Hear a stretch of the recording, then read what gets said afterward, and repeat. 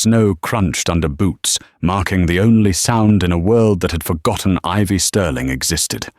She was a ghost in her own life, an omega rejected by her pack, stripped of her rank, and left to rot in a decaying cabin on the edge of the Canadian wilderness. Her only companion was a starving, mute wolf pup she had found shivering under her porch 3 weeks ago. She shared her last scraps of venison with him, unaware that the small creature was the key to a kingdom. But when the silence of the forest was shattered by the growl of 4 matte black SUVs and the arrival of 4 massive wolves with eyes like molten gold, Ivy realized too late. She hadn't just saved a stray. She had stolen the Alpha King's son. The wind howling through the cracks of the cabin walls sounded like a weeping woman, a sound Ivy Sterling had grown uncomfortably used to over the last 2 years. She adjusted the threadbare wool blanket around her shoulders, her breath pluming in the frigid air of the kitchen. It was barely noon, but the sky over Blackwood Ridge was a bruised purple, heavy with the promise of a storm that would bury everything. "Here," Ivy whispered, her voice raspy from disuse. She slid a chipped ceramic bowl across the floorboards. "It's not much, but it's warm." From the shadows beneath the heavy oak table, a pair of eyes, one blue, one green, blinked back at her. The pup dragged himself forward. He was a sorry sight, a ball of matted grey fur and protruding ribs. When he had first limped onto her porch 3 weeks ago, Ivy had thought he was a coyote. He had been caked in mud and dried blood, shaking so violently his teeth chattered. He didn't whine, he didn't bark. He just watched her with an intelligence that was unsettling for an animal so young. "Eat, little bit," she coaxed, sitting back on her heels. The pup sniffed the broth, rabbit bones boiled down with the last of her carrots, and began to lap it up. Ivy watched him, a familiar ache settling in her chest. She knew what it was like to be hungry. She knew what it was like to be looked at with disgust. 2 years ago, she hadn't been a hermit in the woods. She had been Ivy of the Silver Creek pack. She had been happy, or so she thought, engaged to the future alpha, Grant. The memory hit her like a physical blow. "You're an embarrassment, Ivy," Grant had said, standing in the rain while the pack watched from the porch of the pack house. "An omega who can't even shift properly. A genetic dead end. I can't have you weakening my bloodline." He hadn't just broken the engagement, he had exiled her. Miranda, a tall, statuesque she-wolf with a coat like polished mahogany, had laughed as she clung to Grant's arm. "Go find a hole to die in, runt." And she had. She had found this abandoned trapper's cabin 5 miles outside the pack boundaries, in the neutral territory no one cared about. She survived on foraging, trapping rabbits, and the sheer, stubborn refusal to die. And prove Grant right, the pup finished the broth and licked the bowl clean. He looked up at her, letting out a soft huff. "You're welcome," Ivy murmured, reaching out to scratch behind his ears. He flinched at first, then leaned into her touch. "At least one of us has a full belly." She stood up, her knees popping. "I need to get more wood. The storm is coming." Ivy grabbed her heavy canvas coat and the rusted axe by the door. As she stepped out onto the porch, the cold bit at her exposed cheeks. The forest was silent. Too silent. Usually there were squirrels chattering or birds calling. Today the woods held their breath. She walked to the woodpile, hefting a log onto the chopping block. She raised the axe, the rhythm of the work grounding her. Chop, split, stack. She was on her 4th log when the pup scrambled out of the doggy door she'd rigged up. He wasn't limping anymore. He was running, straight toward the tree line, his hackles raised. "Little bit, no!" Ivy dropped the axe and sprinted after him. "Get back here! The bears are waking up!" The pup stopped at the edge of the clearing, letting out a low, guttural growl that sounded too deep for his small chest. Then, Ivy felt it. A vibration in the ground. It wasn't a bear. She looked down the long, winding dirt track that led to the main road. Dust and snow were being kicked up into a cloud. Engines roared, powerful mechanical beasts tearing up the silence. Ivy froze. No one came here. Not the rangers, not hikers, and certainly not the Silver Creek pack. 4 vehicles burst into view. They weren't rusted pickups or rangers' jeeps. They were pristine, matte black Mercedes G-Wagons, looking terrifyingly out of place against the backdrop of wild pines. They moved in a tactical formation, aggressive and fast. Ivy's wolf, usually dormant and weak, whined in the back of her mind. Danger. Run. But she couldn't run. The pup was exposed. "Little bit inside, now!" Ivy screamed, lunging for him. She scooped the growling pup into her arms just as the convoy screeched to a halt in front of her cabin, boxing her in. The doors of the vehicles flew open in perfect synchronization. Ivy backed up until her spine hit the rough bark of a pine tree. She clutched the pup to her chest, her hand groping for the knife she kept in her boot. Men stepped out. 8 of them. They were massive. They wore tactical black gear, not military but expensive. Custom-fitted combat trousers, heavy boots, and grey thermal shirts that clung to muscles that looked carved from granite. But it wasn't their clothes that terrified her. It was their scent. Even from 20 feet away, the smell of them hit her like a tidal wave. Ozone, pine, blood, power. These weren't just wolves. They were enforcers. And then the rear door of the second vehicle opened. The air pressure in the clearing seemed to drop. The other men lowered their heads, stepping back to create a path. A man stepped out. He was taller than the others, looming over 6'4". He wore a long black wool coat over a charcoal suit, looking like he had just walked out of a boardroom in New York City rather than a forest in Canada. His hair was the color of a raven's wing, swept back from a face that was devastatingly handsome and utterly cold. But his eyes were a piercing, glowing violet. An alpha. And not just any alpha. Ivy's blood ran cold. She recognized the insignia pinned to his lapel, a silver wolf's head devouring a moon. The Valerius pack, the Royal Guard. This was Dominic Valerius, the alpha of alphas, the man who ruled the entire Western Territory. He was a myth, a monster who was said to have slaughtered his own brother to secure the throne. Ivy clutched the pup tighter. "Why is the High Alpha here?" Dominic didn't look at her. He took a step forward, sniffing the air. His gaze swept over the cabin, the woodpile, and finally landed on Ivy, or rather, on the bundle in her arms. "Give him to me," Dominic said. His voice was low, smooth, and terrified her more than Grant's shouting ever had. Ivy's heart hammered against her ribs. She didn't know why, but every instinct she had screamed that she couldn't hand the pup over. They would hurt him. They looked like death squad executioners. "I don't know what you want," Ivy stammered, her voice shaking but her chin high. "This is private property." One of the soldiers stepped forward, a snarl ripping from his throat. "Do not speak to the Alpha King like that, rogue bitch." Dominic held up a hand, silencing the soldier instantly. He took another step toward Ivy.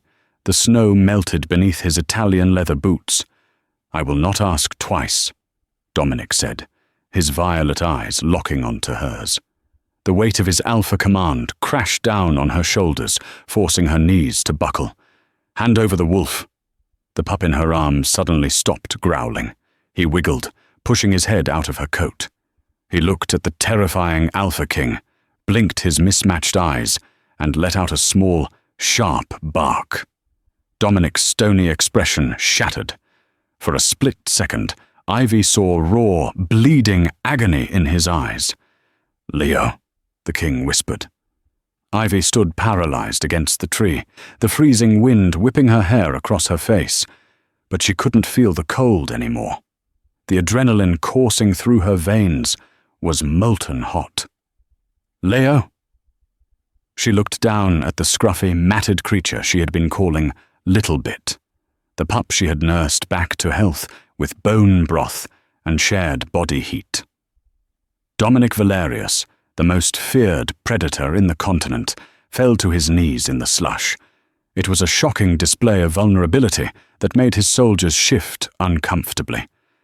"Leo," Dominic said again, his voice cracking.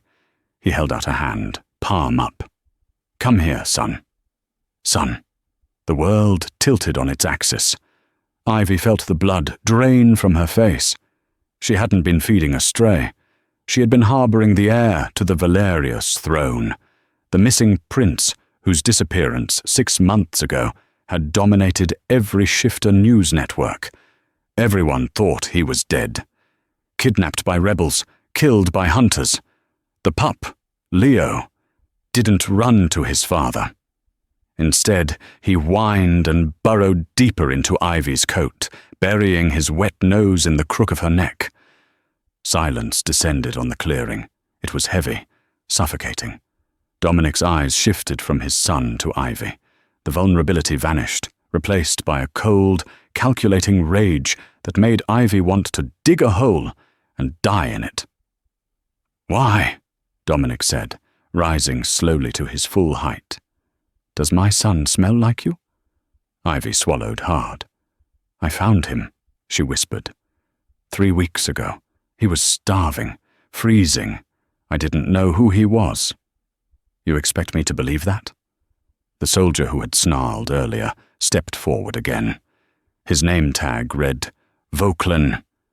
An Omega living in the middle of nowhere just happens to find the royal heir. "She's a kidnapper, Alpha.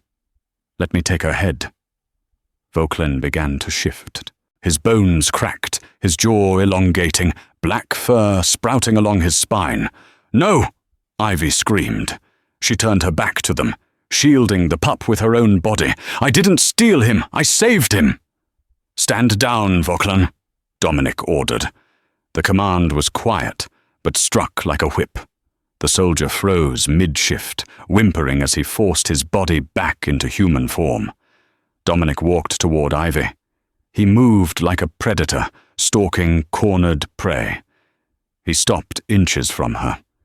She could smell him now, rich dark chocolate, rainfall, and something metallic. It was intoxicating and terrifying. "Look at me," he commanded.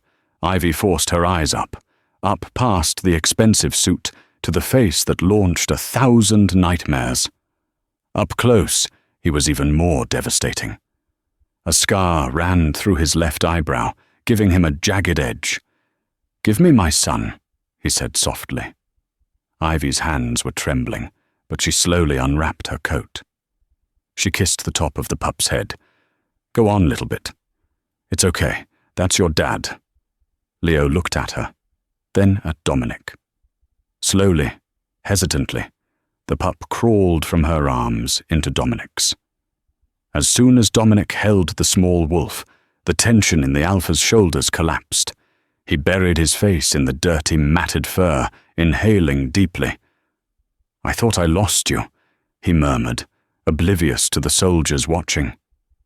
"I thought you were gone." After a long moment, Dominic pulled back. He looked at the pup's ribs, the healing scratches on his ears. Then he looked at Ivy. He didn't say thank you. He reached out, his hand wrapping around Ivy's upper arm. His grip was iron. "Secure the cabin," Dominic barked at his men. "Search for evidence, then burn it." "What?" Ivy gasped, trying to pull away. "No, that's my home. You can't—" "You're coming with us," Dominic said, dragging her toward the lead SUV. "I didn't do anything," Ivy struggled, her boots sliding in the snow. "I saved him. He would have died if it weren't for me." "That remains to be seen," Dominic said coldly, opening the back door and shoving her inside. The leather interior was warm, smelling of cedar. Until I find out exactly how a rejected Omega from the Silver Creek pack, yes, I know who you are, Ivy Sterling, ended up with my son. You are a prisoner of the Valerius pack." "I'm not a criminal," Ivy yelled as he slammed the door in her face. Through the tinted glass, she watched in horror as 2 soldiers kicked down the door of her cabin. One of them tossed a flare inside. The dry, rotting wood caught fire instantly. Ivy pressed her hand against the glass, tears streaming down her face. It wasn't much, but it was the only freedom she had. Her books, her few clothes, the little carvings she had made. Dominic got into the driver's seat. Leo, now shifted back into a small, pale boy of about 5 years old, wrapped in a blanket, was in the passenger seat. Dominic looked in the rearview mirror, his violet eyes meeting Ivy's tear-filled ones. "If you hurt him," Dominic said, his voice devoid of emotion, "if I find out you had anything to do with his taking, begging for death will be the last thing you do." The engine roared to life. As they sped away, Ivy watched the black smoke of her burning home rise into the grey sky, disappearing as they headed toward the Obsidian territory. She had saved the prince, and her reward was going to be a trial for treason. The drive took 6 hours. They crossed state lines, moved through mountain passes that weren't on any civilian map, and finally arrived at the Obsidian territory. Unlike the rustic, wooded packs Ivy was used to, the Valeria stronghold was a fortress. It was a modern city built into the side of a massive granite mountain. High walls patrolled by wolves the size of ponies surrounded a sleek, architectural marvel of glass and steel. The SUV wound its way up to the Spire, the central residence of the Alpha. Ivy was exhausted. She hadn't eaten since morning, and the adrenaline crash had left her shaking. When the car stopped, the door was jerked open by Vauclin. "Move, traitor!" He grabbed her arm roughly, pulling her out. Ivy stumbled, her legs numb. "Easy!" a deep voice rumbled. Dominic was there. He had Leo, who was sleeping soundly, cradled against his shoulder. He looked at Vauclin with narrowed eyes. "She is a prisoner, not a punching bag. Do not touch her again unless I order it." Vauclin released her instantly, bowing his head. "Yes, Alpha." Ivy rubbed her arm, looking at Dominic in surprise. He didn't look at her, turning instead to walk toward the massive double doors of the spire. "Follow," he said. Inside the spire was like a museum, marble floors, high ceilings, priceless art. But it felt cold, sterile. There were no photos on the walls, no toys, no signs of life. Servants bowed low as they passed. Dominic marched straight to the medical wing. A team of doctors in white coats was waiting. "Check the prints," Dominic ordered, laying the sleeping boy on a gurney. "Full scan. Toxicology, physical trauma, psychological eval." "And the girl?" a doctor asked, glancing at Ivy. Dominic paused. He looked at Ivy, really looked at her, for the second time that day. He saw the fraying hem of her coat, the dirt under her fingernails, the hollowness of her cheeks. She was thinner than the pup had been. "Check her too," Dominic said curtly. "If she carries diseases, I want to know before I put her in a cell." Ivy flinched. "Diseases?" "I'm clean," she snapped, finding a spark of her old anger. "Being poor isn't contagious, Alpha." Dominic's eyebrows shot up. Few people dared to speak to him like that. "We'll see." He turned to leave, but a small hand shot out and grabbed his sleeve. Leo was awake. The boy looked frantic, his eyes darting around the sterile room. He opened his mouth to speak, but no sound came out. He pointed at Ivy. "He wants her to stay," the doctor observed. Dominic sighed, running a hand through his dark hair. "Leo, she needs to be processed." Leo shook his head violently. He scrambled off the gurney and ran to Ivy, wrapping his arms around her legs. He glared at his father. Ivy awkwardly patted the boy's head. "I'm right here, little bit." Dominic stared at the scene. His son, who hadn't let anyone touch him in 6 months, was clinging to a rejected Omega like she was his lifeline. "Fine," Dominic growled. "She stays for the exam, but afterwards she goes to the holding cells." The exam was humiliating. Ivy was poked, prodded, and scanned. They took her blood. They checked her teeth. Through it all, Leo sat on a chair in the corner, watching like a hawk. If a doctor got too rough, Leo would growl. The results came back an hour later. Dominic returned, holding a tablet. "Well?" he asked the head doctor. "The prince is malnourished and dehydrated, but physically intact," the doctor said. "He has some healed fractures that suggest rough handling, but they are old, from before she found him." Dominic's jaw tightened. "And the girl?" "Severe malnutrition," the doctor said, lowering his voice. "Anemia, vitamin deficiency, signs of old injuries that healed poorly, likely from her previous pack, but no contagious diseases. In fact..." The doctor hesitated. "What?" Dominic demanded. "Her vitals are strange, Alpha. Her wolf is suppressed, almost dormant. It's usually a sign of extreme trauma or a seal." Dominic looked at Ivy, who was sitting on the edge of the bed, eating a sandwich a nurse had finally given her. "A seal?" Dominic asked. "Who would seal an Omega's wolf?" "I don't know," the doctor said. "But she gave the boy the majority of her food intake. Based on her blood sugar levels, she hasn't eaten a full meal in 3 days. The boy's stomach content shows venison and rabbit. She was starving herself to feed him." Dominic stared at Ivy. The anger in his chest cooled, replaced by a confused suspicion. Kidnappers didn't starve themselves for their hostages. He walked over to her. Ivy stopped chewing, watching him warily. "Why?" Dominic asked simply. Ivy swallowed. "Why what?" "Why did you feed him when you were starving? You didn't know he was a prince. To you, he was just a stray dog." Ivy looked down at her hands. "Because I know what it feels like to be thrown away," she whispered. "I know what it's like to be cold and have everyone walk past you. I couldn't do that to him." Dominic felt a strange twinge in his chest. He ignored it. "Take her to the guest wing," Dominic ordered the guards. Ivy looked up, surprised. "Guest wing, not the cells." "Leo won't sleep if you're in a cell," Dominic said dismissively. "But make no mistake, Ivy Sterling. You are under house arrest. There will be guards at your door. If you try to leave, they will stop you."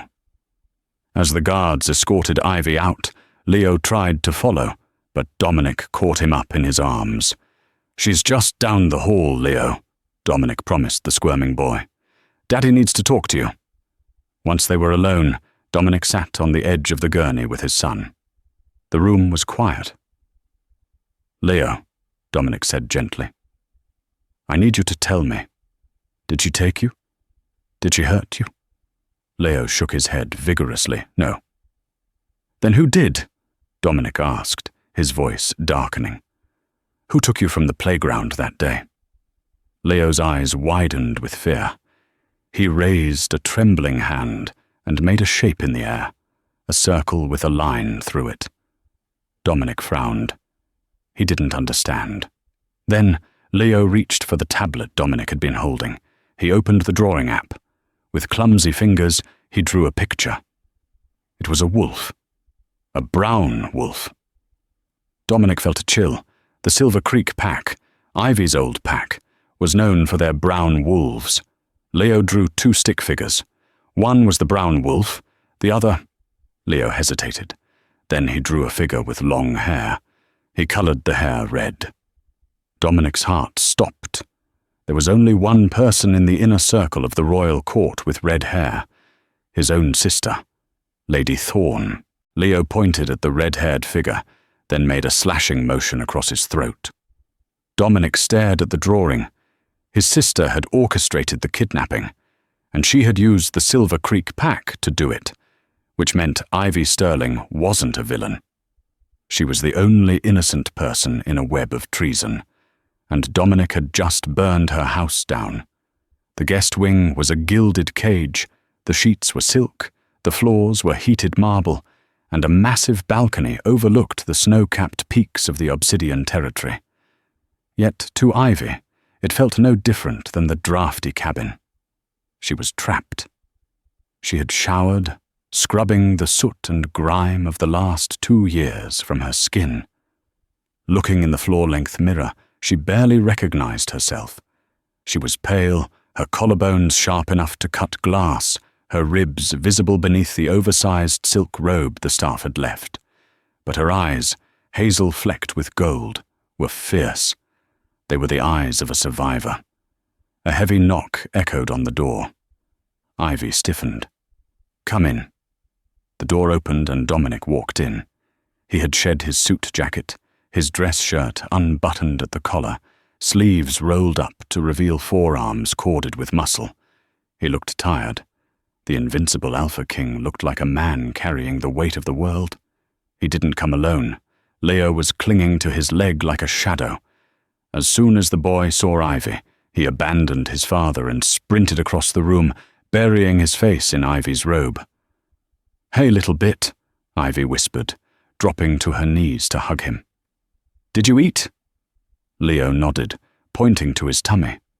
Dominic watched them, a strange expression on his face.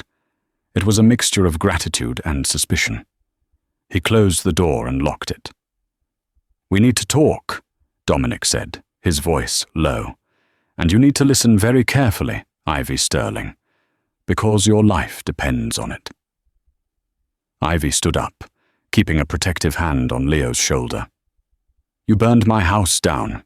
You kidnapped me. I'm already listening." Dominic walked over to the balcony doors, staring out at the fortress below. "I owe you an apology." Ivy blinked. Alpha Kings did not apologize, especially not to rejected Omegas. "The cabin," Dominic continued, his back to her. "I thought you were part of the cell that took him. I was rash." He turned around, his violet eyes burning. "But everything has changed. Leo told me who took him." "Who?" Ivy asked. "My sister," Dominic said, the words tasting like ash. "Lady Morgana." Ivy gasped. Morgana Valerius was the darling of the media. She was known as the Red Rose of the West, a philanthropist, a beauty. "That's impossible. She's your beta, your second in command." "She wants the throne," Dominic said grimly. "She couldn't challenge me in combat. She would lose. So she tried to break me. She hired your old pack, Silver Creek, to snatch Leo. She planned to rescue him later, play the hero, and prove I was unfit to protect my own heir." Ivy felt sick. "Grant? My ex? He was part of this?" "The brown wolf Leo drew," Dominic nodded. "Grant sold my son to my sister for a pouch of gold and a border expansion." Rage, hot and blinding, flared in Ivy's chest. Grant had rejected her for being weak, yet he was the one stealing children for profit. "Why are you telling me this?" Ivy asked. "I'm nobody. If your sister finds out I know—" "She already knows you're here," Dominic cut in. "She thinks you're just a random vagrant I picked up. But she's watching. If I send you away, she'll kill you to tie up loose ends. If I keep you in the dungeons, she'll have her spies poison you." Dominic stepped closer, entering her personal space. The scent of him, ozone and dark chocolate, made Ivy's dormant wolf stir. It was a sensation she hadn't felt in years, a scratching at the back of her mind. "So what do we do?" Ivy whispered. "We hide in plain sight," Dominic said. "Leo trusts you. You are the only person in this entire castle I know isn't working for Morgana. I am appointing you as the prince's personal governess. You will sleep in the nursery. You will eat what he eats. You will never leave his side. A human shield, Ivy said bitterly. A protector, Dominic corrected. I will pay you. I will restore your name. And when I have enough evidence to execute Morgana and burn the Silver Creek Alpha, I will set you free. Before Ivy could answer, the handle of the bedroom door rattled. Then a voice, smooth as velvet, called out, "Dominic, are you in there? I heard you brought home a guest." Dominic's eyes widened. He put a finger to his lips. "It's her. Morgana." The lock clicked. Dominic had locked it, but Morgana had a master key. The door swung open. Lady Morgana Valerius glided into the room. She was breathtakingly beautiful, with cascading red hair and eyes the color of emeralds. She wore a tailored white suit that cost more than Ivy's entire life. Her gaze swept over the room, landing on Ivy. Her smile didn't waver, but her eyes were cold, dead sharks. "Oh," Morgana purred. "So the rumors are true. You found a stray." "She saved Leo," Dominic said, his voice perfectly even. He moved slightly to block Morgana's view of his son. "Her name is Ivy." Morgana laughed, a tinkling, hollow sound. She walked toward Ivy, extending a manicured hand. "How charming. An Omega, I presume. You can smell the destitution." Ivy didn't take the hand. She looked Morgana dead in the eye. This was the woman who had hurt Leo. The fear evaporated, replaced by the protective instinct of a mother bear. "I'm the governess," Ivy said, her voice steady. Morgana's smile twitched. "Governess? But we have the best nannies in the country." She looked past Ivy to Leo. "Leo, darling, Auntie missed you so much. Come give me a hug." She lunged forward, her hands like claws reaching for the boy. Leo let out a high-pitched scream of terror. He scrambled backward, tripping over his own feet. Ivy moved before she thought. She stepped between Morgana and the boy, shoving the king's sister back. "He said no," Ivy snarled. The room went silent. Morgana stumbled back, her face twisting into a mask of fury. "You dare touch me, you filth!" "Enough!" Dominic's voice boomed. The Alpha Command slammed into the room, making the glass in the windows vibrate. Morgana froze, her wolf forced to submit to the king. "Leo is traumatized," Dominic said coldly. "He needs space. Ivy is his caretaker now. If you want to see him, you go through her." Morgana straightened her jacket, regaining her composure. She looked at Ivy with a hatred so pure it was almost impressive. "Welcome to the family, Ivy," Morgana whispered, her voice laced with poison. "I hope you survive the winter." She turned and marched out, her heels clicking like gunshots on the marble. Dominic let out a breath he had been holding.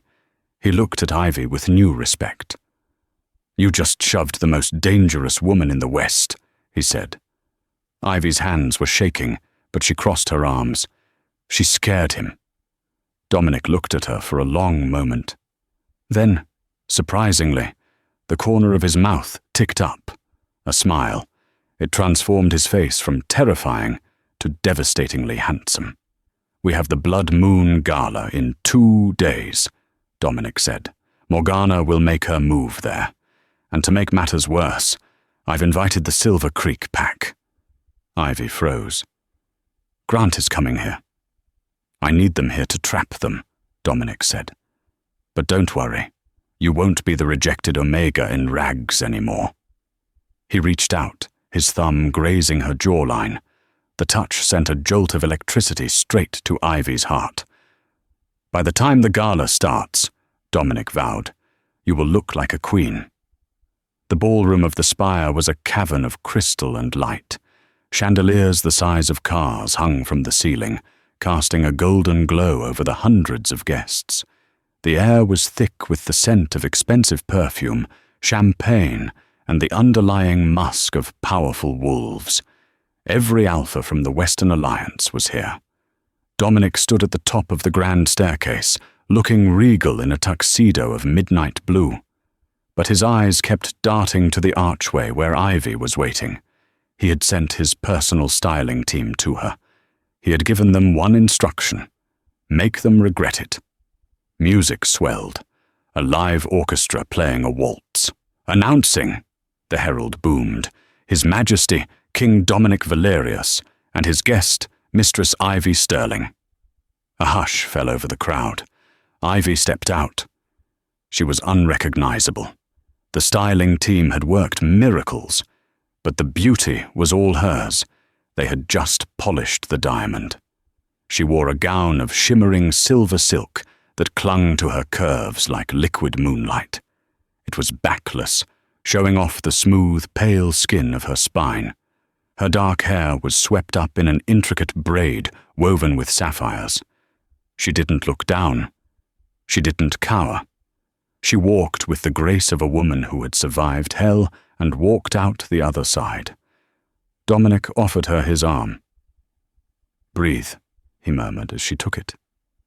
"I've got you." "I'm terrified," Ivy whispered back, keeping a plastic smile on her face.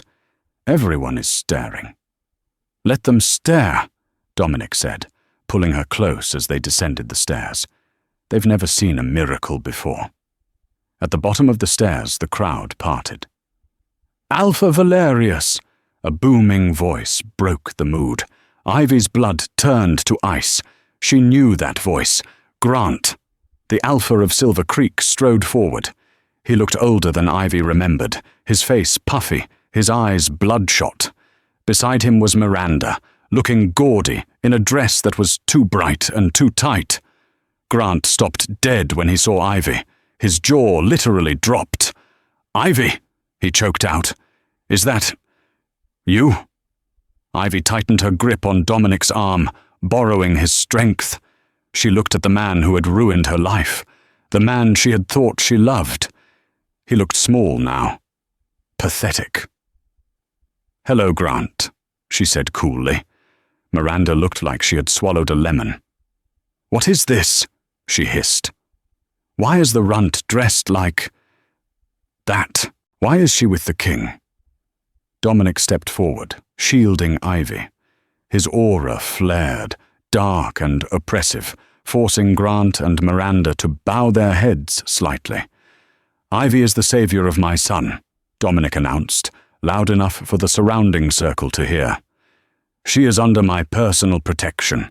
Insult her, and you insult the crown." Grant's eyes darted between Dominic and Ivy. A look of greedy calculation replaced the shock. "Savior?" "Ivy, babe, I knew you were special. I always said so, didn't I? Maybe we should talk. Catch up. You know, the engagement was never officially. I was exiled, Grant." Ivy cut him off, her voice sharp. "You told me to die in a hole. I didn't." "A misunderstanding." Grant laughed nervously, reaching out to touch her arm. Dominic caught Grant's wrist in midair. He didn't squeeze, but the threat was clear. "Do not touch her." Grant snatched his hand back, paling. "Enjoy the party." Dominic dismissed them. He steered Ivy away toward the center of the dance floor. "You did good," Dominic whispered against her ear. He placed one hand on her waist, pulling her flush against him. "He wants something," Ivy muttered, following Dominic's lead as they began to waltz. "Grant never changes. He smells power." "He's a dead man walking," Dominic promised. "But tonight, we dance." As they spun, Ivy felt a strange sensation. The heat from Dominic's hand on her waist was seeping into her skin, warming her blood. Her wolf, usually so quiet, was scratching at the mental wall, desperate to get closer to him. "Mate," her wolf whispered. Ivy stumbled. "Careful," Dominic steadied her. His violet eyes searched hers. "What is it?" "Nothing," she lied. It couldn't be. He was the Alpha King. She was a broken Omega with a sealed wolf. It was impossible.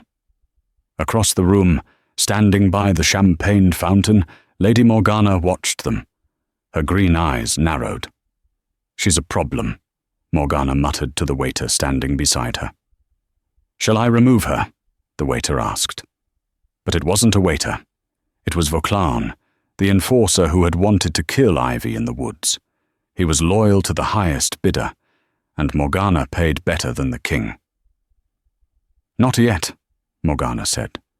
She pulled a small vial from her clutch. "Wait for the toast. The king always shares his cup with his guest of honor. Put this in the king's goblet." "The king?"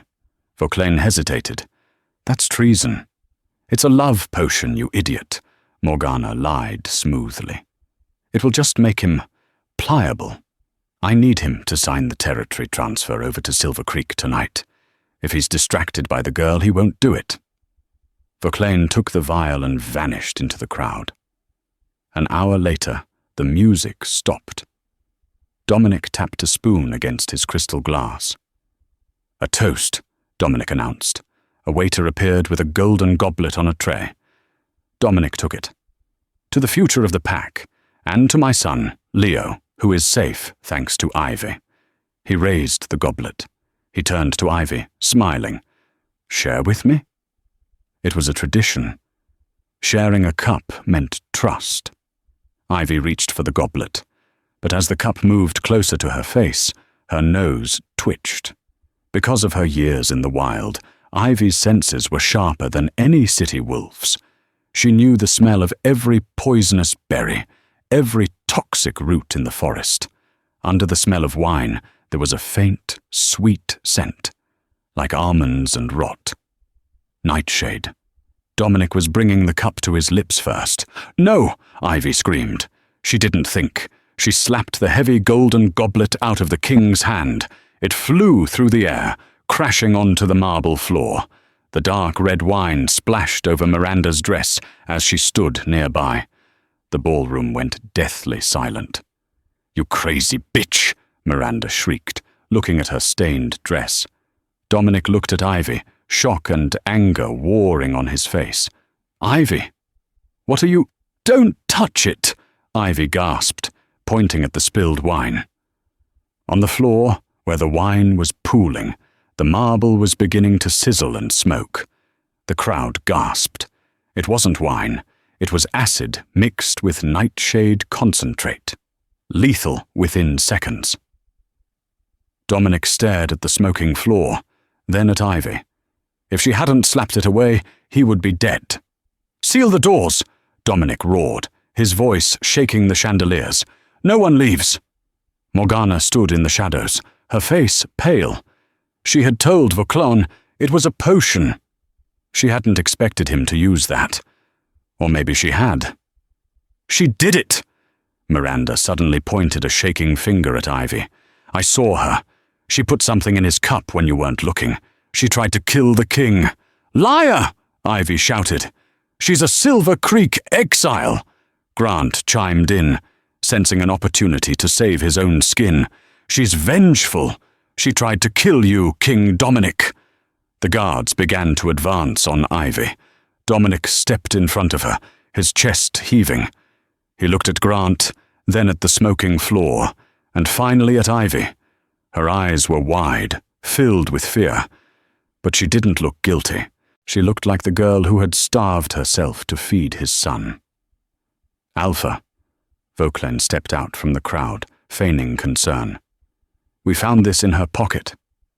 He held up the empty vial. He had planted it on her when he brushed past her earlier. Ivy stared at the vial. "I've never seen that before." Dominic looked at the evidence. It looked bad. It looked impossible to deny. He turned to Ivy. His face was unreadable. "Ivy." "I didn't," she whispered, tears welling up. "Dominic, please, I saved Leo. Why would I kill you?" Dominic closed his eyes for a second. When he opened them, they were glowing a violent, feral purple. He turned to his guards. "Arrest her," Dominic commanded. Grant smirked. Morgana let out a soft breath of relief.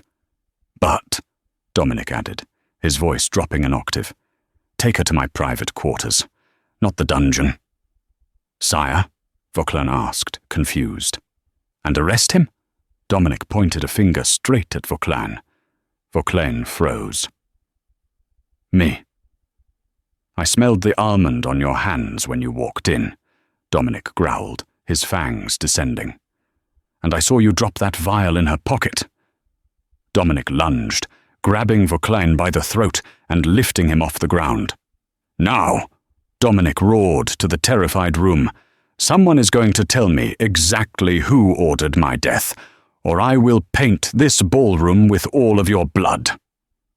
The ballroom was a tableau of frozen violence. Dominic held Vauquelin off the ground by his throat, the enforcer's feet kicking helplessly at the air. The smell of ozone and sulfur radiated from the Alpha King, a physical weight that forced every wolf in the room to drop to their knees in submission. Every wolf except Ivy. She stood amidst the chaos, the hem of her silver dress stained with the sizzling remnants of the poison. Her heart was hammering against her ribs like a trapped bird, but her mind was strangely clear. The fear had burned away, leaving behind a cold, hard clarity. "Speak!" Dominic commanded, his voice vibrating with the alpha tone that compelled absolute truth. "Who gave you the vial?" Vauquelin clawed at Dominic's hand, his face turning purple. I can't." "Speak!" Dominic roared, squeezing tighter. "Silver Creek," Vauquelin wheezed, pointing a shaking hand toward the cowering figures of Grant and Miranda. "Alpha Grant! He paid me to frame the girl and kill you!" A collective gasp ripped through the room. Grant scrambled backward, knocking over a tray of champagne flutes. "Liar! That's a lie! I never spoke to him!" Miranda was shaking, clutching Grant's arm. "Do something, Grant! They're going to kill us!" Dominic threw Vauquelin to the floor like a sack of garbage. He turned his burning violet gaze onto Grant. "Is this true?" Dominic asked, his voice deceptively soft. No, Your Majesty." Grant fell to his knees, sweating profusely. "I'm loyal. I'm a loyal subject. It's the girl. It's Ivy. She's manipulating you. She's a witch." From the shadows of the pillars, Lady Morgana watched. Her plan B, blaming the poison on Ivy, had failed. Her plan C, blaming Grant, was currently unfolding. She had paid Vauquelin to blame Grant if he was caught. Grant was expendable. As long as no one pointed the finger at her, she was safe. But she hadn't counted on Ivy. Ivy stepped forward. She looked at Grant, the man who had once promised to love her forever, now groveling on the floor and trying to frame her for murder. "He's lying," Ivy said clearly. Grant snarled at her, his fear turning into aggression. "Shut up, you weak little Omega. You don't speak to alphas." "He's lying," Ivy repeated, looking at Dominic. "But he didn't order the hit. He's too cowardly." Dominic looked at her. "How do you know?" "Because," Ivy said, turning slowly to face the pillars. "Vauquelin doesn't smell like Silver Creek. He smells like lavender and imported silk, the same scent that was in the nursery earlier today." Ivy raised a finger and pointed directly at the shadows. "Lady Morgana," Ivy stated. The room went deadly silent. Accusing the king's sister was a death sentence if you were wrong. Morgana stepped out of the shadows, clapping her hands slowly. The sound was sharp and dry. "Bravo," Morgana said, her face a mask of calm amusement. "A valiant effort to deflect, my dear." "But really? Me?" "You wanted the throne," Ivy said, her voice gaining strength. "You hired Silver Creek to kidnap Leo. When that failed, you tried to poison Dominic and frame me to get rid of the witness." "Proof?" Morgana raised an eyebrow. "Do you have a recording, a contract, or just the word of a rejected, malnourished Omega who was living in a shack?" Morgana turned to the crowd, spreading her hands. "My brother has clearly been bewitched by this creature. She is twisting his mind. "She's right," Miranda shrieked, jumping on the bandwagon. "Ivy is cursed. That's why she has no wolf. She's a demon." The crowd began to murmur. Doubt was creeping in. Ivy was a nobody. Morgana was royalty. Dominic looked torn. He believed Ivy, but he couldn't execute his own sister without concrete proof. The council would revolt. Morgana saw the hesitation. She smiled. "Guards," she ordered the room's security details, who were confused about who to follow. "Seize this woman for treason." 4 guards stepped forward. "No." Dominic stepped between them and Ivy. "Stand down." "They answer to the council too, Dominic," Morgana said coldly. "And the council laws are clear. An Omega who attacks a royal must be put down." One of the guards reached for Ivy, and then it happened. The stress, the fear, the proximity to the poison, and the sheer injustice of it all slammed into the mental wall in Ivy's mind, the seal the doctor had spoken of. It didn't just crack, it shattered. Ivy screamed. It wasn't a scream of pain, but of power. A shock wave of pure white energy blasted outward from her body. The 4 guards were thrown backward as if hit by a truck. The marble floor beneath Ivy's feet cracked in a spiderweb pattern. Dominic shielded his eyes, stumbling back. When the light faded, Ivy was gone. In her place stood a wolf. But it wasn't the small, weak wolf everyone expected from an Omega. It was massive, nearly as big as Dominic, and it was pure, blinding white. A collective gasp echoed through the hall. A white wolf. In werewolf lore, white wolves were myths. They weren't Omegas or Alphas. They were Ultimas, healers, judges, the direct descendants of the moon goddess. They were born once every 1,000 years. Grant's face went slack with horror. He had rejected an Ultima. He had treated the rarest, most powerful creature in their world like garbage. The white wolf, Ivy, snarled. The sound was like tectonic plates grinding together. She didn't look at the guards. She looked straight at Morgana. Morgana's composure finally broke. Her face went pale. "Kill it!" she screamed, her voice shrill. "Kill the beast!" But no one moved. You didn't attack a white wolf. It was sacrilege. Ivy lunged. She wasn't aiming to kill. She moved with a speed that blurred the air. She tackled Morgana, pinning the woman to the floor with one massive paw. Morgana struggled, shifting into her own red wolf, but she was pinned effortlessly. Ivy lowered her massive head, her jaws hovering over Morgana's throat. She let out a low growl. "Submit." The word wasn't spoken, but projected telepathically into the minds of everyone in the room. Morgana's red wolf whined. She tried to fight it, but the power radiating from Ivy was ancient. Slowly, agonizingly, Morgana bared her neck. She submitted. Ivy stepped back and shifted. The transition was smooth, fluid. She stood naked, but Dominic was there instantly, wrapping his tuxedo jacket around her. Ivy looked at the council members who were staring at her with awe. "Vauclin has a burner phone in his left boot," Ivy said, her voice rasping with new power. "Check it. You'll find the texts from Morgana ordering the poison." Dominic signaled his head of security.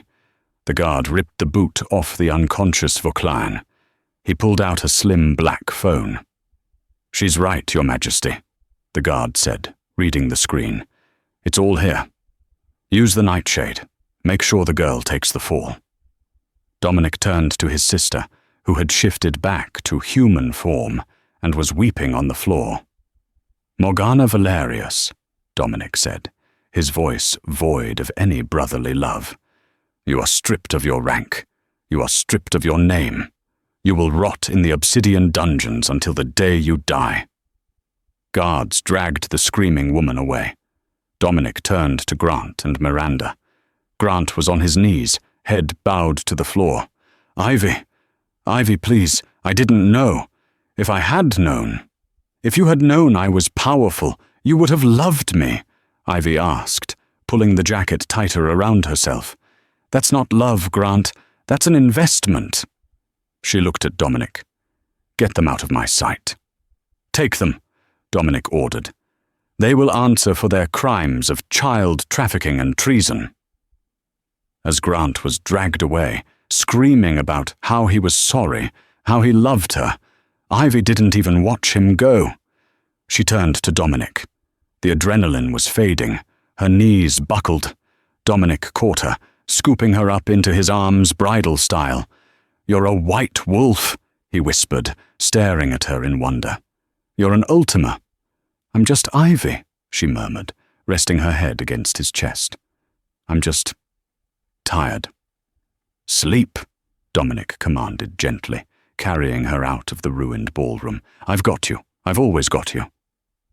The aftermath of the gala changed everything. Ivy was no longer the prisoner in the guest wing. She was the miracle in the royal suite. The supernatural world clamored for the White Wolf, flooding the spire with gifts, apologies, and treaties. Ivy ignored them all. She cared only for Leo, whose voice had finally returned with his aunt's banishment. One crisp morning, Dominic found her on the balcony overlooking the snow-capped mountains. The mate bond hummed between them, undeniable now, a magnetic pull neither could resist. The council wants a coronation, Dominic said quietly, standing beside her. They want the Ultima to lead. I just want a quiet life, Ivy replied, watching the sunrise. I've had enough drama to last a lifetime. Dominic turned her to face him, his expression solemn. Then take it. If you want to leave, take Leo. Go anywhere you want. I will make it happen. Ivy searched his violet eyes. He was the king, yet he was offering her an out. You'd let me go? It would destroy me, he admitted, his voice rough with emotion. But I won't be Grant. I won't keep you for your power or your status. I want you to stay, but only if it's your choice. Why do you want me? She whispered, stepping closer. Because before the White Wolf, before the gown, you were the woman who starved herself to feed my son in a freezing cabin, Dominic said, placing a warm hand over her heart. I fell in love with your kindness, Ivy. Not your rank. Tears pricked her eyes. It was the only thing she had ever wanted to hear. I don't want to leave, Ivy whispered. I want my family. Dominic pulled her close, burying his face in her neck, inhaling her scent. Be my queen, my mate. Yes, she breathed. He kissed her then, a kiss not of hunger, but of a promise kept. 3 years later, the rotting shack in the woods was gone. In its place stood a beautiful summer home made of cedar and glass. Ivy sat on the porch, one hand resting on her heavily pregnant belly. In the clearing, a 10-year-old Leo shifted into a sleek black wolf, chasing butterflies in the tall grass. Dominic stepped out, carrying 2 mugs of hot cocoa. He sat beside her, kissing her temple. He's getting fast, Dominic noted with a smile. He takes after his dad, Ivy laughed, leaning into him. And the little one? Dominic placed a large, protective hand on her stomach. Kicking like a ninja, she beamed. Dominic looked at his wife. The world knew her as Queen Ivy, the White Wolf, the most powerful Luna in history. But here, she was just Ivy. Happy? He asked. Ivy looked at the man who had burned down her prison only to build her a kingdom. Starving, she joked. But happy. As their laughter echoed through the trees, 4 black wolves watched from the tree line, no longer jailers but guardians of the pack that love built. And that is the story of how one act of kindness changed the fate of the entire werewolf world. Ivy didn't save Leo because he was a prince. She saved him because she knew the pain of being forgotten. In the end, her useless Omega status was just a shell hiding a power that could bring kings to their knees. It's a reminder that your current situation is not your final destination. If you enjoyed this story of revenge, romance, and hidden power, please smash that like button. It really helps the channel grow. What did you think of Grant's punishment? Did he deserve worse? Let me know in the comments below, and don't forget to subscribe and hit the bell icon so you never miss the next episode of Alpha Tales. Until next time, keep howling.